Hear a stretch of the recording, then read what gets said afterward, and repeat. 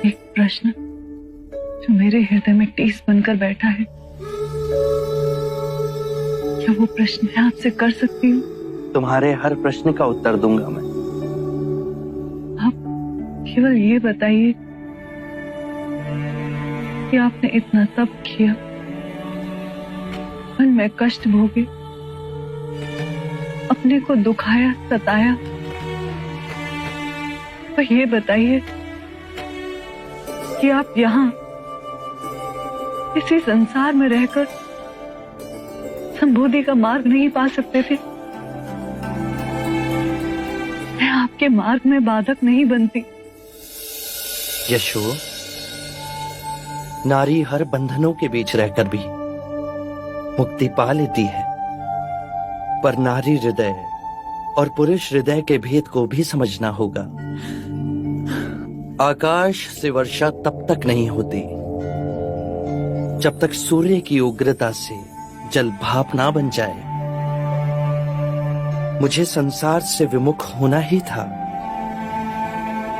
तब से इस शरीर को जलाना ही था, अपने अंतर के मारा को पराजित करना ही था, और अपने अंतर के मारा से संघर्ष केवल एकांत में ही हो सकता था।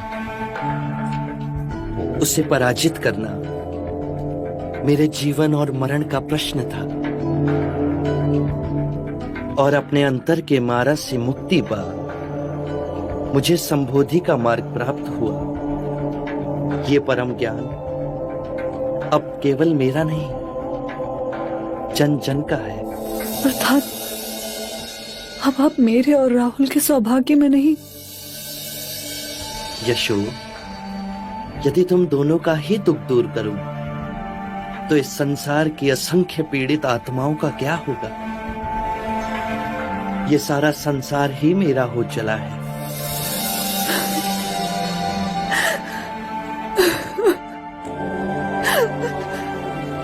तुम्हारा हृदय बहुत बड़ा है, उसे छोटा मत करो यशो।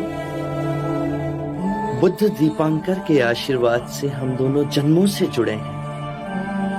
इस जन्म में तुम्हारे साथ तुम्हारी सहनशीलता, तुम्हारे धीरज के कारण ही मैं संबोधि को प्राप्त हुआ।